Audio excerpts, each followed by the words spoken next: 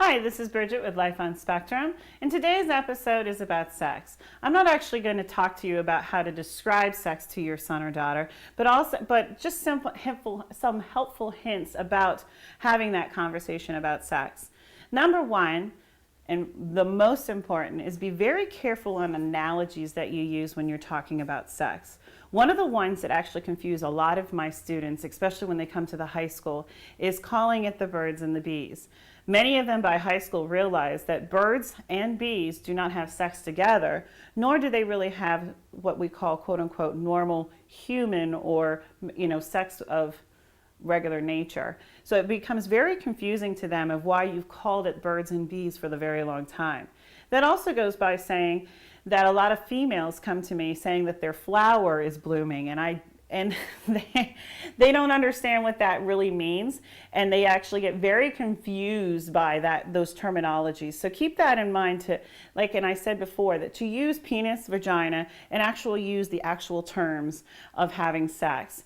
I would also suggest that you always use human, like I guess you say, analogies or things like that if you need to. But please don't use animals. The other thing I always come up with is a story that I remember of a student coming up to me saying that he's watched many Animal Planet episodes, so he knows how sex works. However, what ended up happening is the first time he had a relationship after high school, his mom called me in a terror and said, "You can't believe what he just did." And I said, "What?" And she said that he actually tried to mount the female from behind because that's what he learned by watching all those Animal Planet episodes. So be very careful of what you use to help you along with the conversation about sex. But I will also like to say that the more blunt you are, usually the fewer questions they have because you're being honest with them.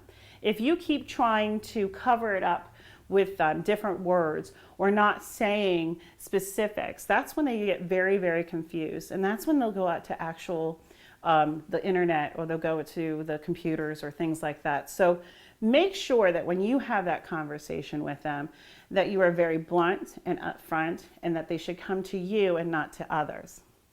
Along with talking about sex, you're going to have define that conversation with them about pornography. Pornography tends to be one of those things that a lot of students on the spectrum go towards because that's where they learn. They realize that the animals are not the actual way of things are being done. But they also should be aware of what pornography could do to you. That's when some of them get in trouble because they don't realize that even though they're 14, if they watch somebody that's 14 on the internet, that's actually called child pornography. So that you need to be very blunt in what you allow and what you don't allow, and also make a rule. Don't be mean, because you don't want them to not trust you with having a conversation about sex, but just be aware of how literal and black and white they are. And they need to know that there are consequences if they go on the internet and watch different age levels. The other thing about sex is you can always stress to them of how important it is to know someone and actually to have a relationship with them. I even had a rule with my son that he could not even think about having sex for at least 2 years until you know the person. And believe it or not, it's worked so far, knock on wood, and that is the rule for him to have sex. He knows that he should not even think about having a sexual relationship for at least 2 years. And those are the things that you have to be open and honest with them about. And remember, no analogies, be blunt, be honest, and if they ask you something embarrassing, so be it.